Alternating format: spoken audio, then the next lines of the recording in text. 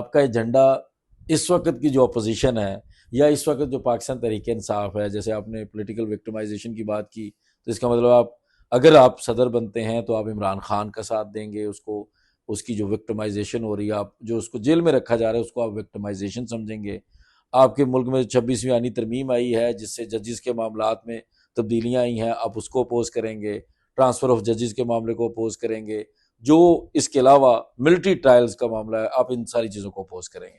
तो ये एजेंडा तो वही है फिर। देखें, आप इसमें मेरे पीरियड में या उससे पहले या उस पीरियड के ख़त्म होने के बाद भी किसी पॉलिटिकल पार्टी का, किसी पॉलिटिकल पर्सन का, irrespective of any political party, उनके राइट्स, फंडामेंटल राइट्स जो कॉन्स्टिट्यूशन ने दिए हुए हैं,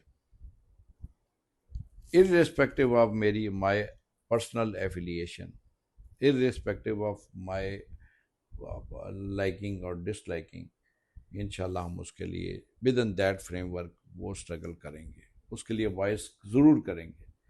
और मैं आपसे बताऊं, ये रिजीम चेंज होती रहती है, ये हालात बदलते रहते हैं। अगर आज के रूलर्स के साथ भी ये नाइंसाफ़ी, उनके भी राइट्स जो है ना वो स्नैच किए जाएंगे, उनको इन्फ्रेंच किया जाएगा, तो मैं इनके लिए भी खड़ा हूँगा। और कोई और पॉलिटिकल अपोजिशन पार्टी जो वर्क करती है इस मुल्क में, या पॉलिटिशियन वर्क करता है, या सिटीज़न है, या कोई भी शख्स जो है, वो उसके साथ उसके राइट्स को, जैसे आपने देखा कि बहुत सारे लोगों, सिविलियन को, ये सिविलियन का केस अभी नहीं है, ब्रिगेडियर FP अली केस से लेके अहमद फराज हमारे एक शायर थे, उनके साथ भी हुआ। और बहुत मुख्तलिफ दो अदवार में ये आवाज़ों को दबाने की कोशिश की गई, ठीक है ना, उनको विक्टमाइज किया गया। यहाँ हमारी मैडम मलिया लोधी, उनको भी एक दफ़ा विक्टमाइज किया गया था इसमें। और बहुत से लोगों को जो है ये इनकी आवाज़ को दबाने की कोशिश की कि हर दौर में होता रहे। तो ऐसे तमाम राइट्स जो कॉन्स्टिट्यूशन देता है उसको उन्हें हासिल है, उनको मिलने चाहिए। उनको फ्रीडम ऑफ अपना स्पीच भी है, फ्रीडम ऑफ एसोसिएशन भी है, ये सारी आज़ादियाँ जो कॉन्स्टिट्यूशन ने उनको दी हुई हैं, उनको मैं अबले आपसे इख्तलाफ करूं या इनकार, उससे इत्तेफाक करूं, ये मैटर नहीं है। हमें इस मुल्क को चलाना है, इस मुल्क के मामलात को सही तरीके से अगर चलाना है तो उसमें उनके लोग, हर किसी के फंडामेंटल राइट को जो है प्रोटेक्ट करना पड़ेगा। आज सबसे बड़ी बात आप देखें कि ऐसे कवानीन लाए गए हैं, जैसे पीका ऑर्डिनेंस है, वो ऐसा कानून कि आपकी जो मीडिया है उसको कंट्रोल किया गया। ऐसे कवानीन नहीं बन सकते, नहीं चल सकते। मीडिया की आज़ादी दुनिया में आज जो है और तरह से, आप किस तरह से कंट्रोल कर रहे हैं? ऐसे कवानीन के ज़रिए कभी एक महज़ब और तरक्की पजीर और तरक्की याफ्ता और महज़ब माशरे का तसव्वुर हम नहीं दे सकते। अच्छा, हमने बीइंग्स, अगर आप सुप्रीम कोर्ट के सदर बनते हैं तो आपने सियासतदानों के भी हकूक़ की बात कर ली है, आपने तमाम अवाम की हकूक़ की भी बात कर ली है, लेकिन जहाँ वकला की वेलफेयर, बेसिकली जिनका मैंडेट आपको मिलना है, जिस कम्युनिटी के लिए आप इलेक्शन लड़ रहे हैं, वहाँ जो इस वक्त तासुर है वो ये है कि आप मुखालफत कर रहे हैं एक ऐसी हाउसिंग स्कीम की जिसको 9-10 साल वो 9-10 साल से स्टार्ट हुई हुई है और अब वो तकमील की तरफ जा रहा है काम। तो उसमें आप लोग, खसूसी तौर पर आपका ग्रुप, और अब चूंकि आप उम्मीदवार हैं तो आपने अपने पूरे ग्रुप को रिप्रेजेंट करना है, और वहाँ पे आप मुखालफत कर रहे हैं कि वो DHA के साथ एग्रीमेंट ना हो। वो अगर वो बन सकती है सोसाइटी, अगर वो वकला खुशहाल हो सकते हैं, कई बुजुर्ग वकला हैं, उनको वो प्लॉट उनका मेच्योर हो जाएगा, उनको कोई उससे फायदा हो जाएगा, और वहां पे आप मुखालफत कर रहे हैं। बाकी आपने सारी दुनिया के हकूक की बात कर दी, वहां पे आपका क्या देखिए, मौका? मेरा ट्रैक रिकॉर्ड है, मैंने हमेशा वेलफेयर ऑफ लाइयर्स की बात की। वेलफेयर ऑफ लाइयर्स में मैंने पंजाब बार काउंसिल में भी स्ट्रगल करता रहा हूँ। वहाँ मैंने यंग लाइयर्स के लिए भी, बड़े जो सीनियर लाइयर्स हैं उनके लिए भी बात की। मेरा अपना ट्रैक रिकॉर्ड मैंने बताया डिस्ट्रिक्ट बार के सद प्रेसिडेंट की हैसियत से, और बाकी हाई कोर्ट बार के प्रेसिडेंट की हैसियत से मैंने वेलफेयर के लिए हमेशा बात की है, स्ट्रगल की है।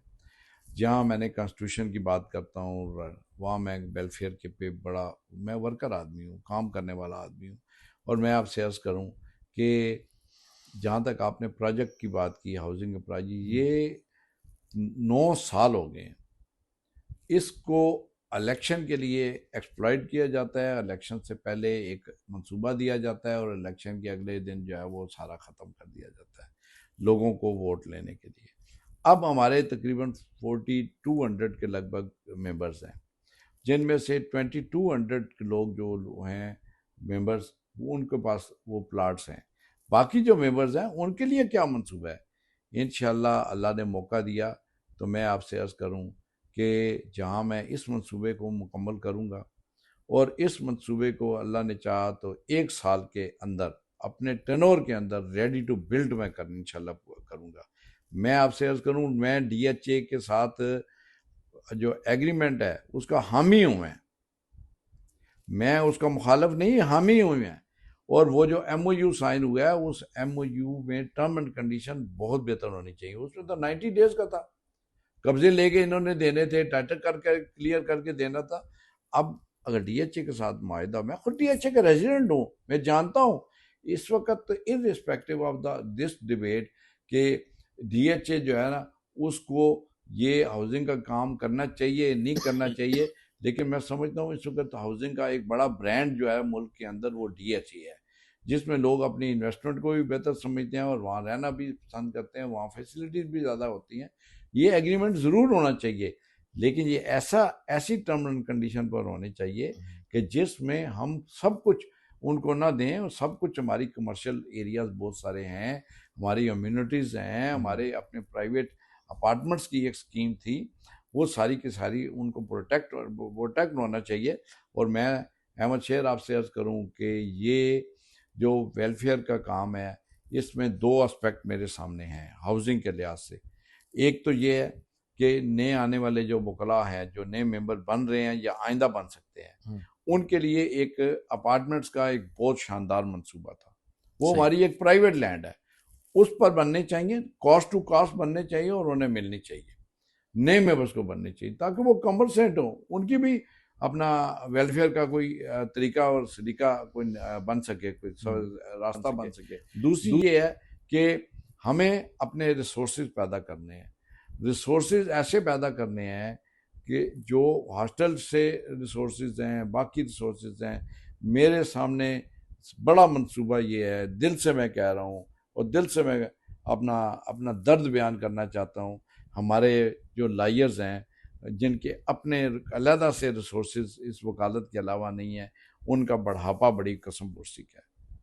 वो बेचारे अपने बच्चों के हाथों पैरासाइट हैं, उनके अपनी बीमारी, बढ़ापे, दवाइयाँ और अपनी उसके में उनकी इज्जत जो है ना वो एट स्टेक होती है, इसलिए कि उनकी सारी सर्विस जो है, जो उन्होंने 25 साल, 50 साल, 40 साल गुजार देते हैं, उसको उसकी कोई एक्नॉलेजमेंट नहीं है। उसको पब्लिक सर्विस के तौर पे एडमिट होना चाहिए, उसकी एक्नॉलेजमेंट होनी चाहिए और उसके उनकी बढ़ापे के लिए उनके ऐसे वसाइल और ऐसे रिसोर्सेज क्रिएट होने चाहिए तो उन्हें घर बैठे रिस्पेक्टेबल मैनर में जो है वो अपनी ज़िंदगी का वो आखिरी हिस्सा जो है वो गुजार सकें और उनको अपने बच्चों के हाथों मुताज ना रहना पड़े। ये हमारी जिम्मेदारी बनती है।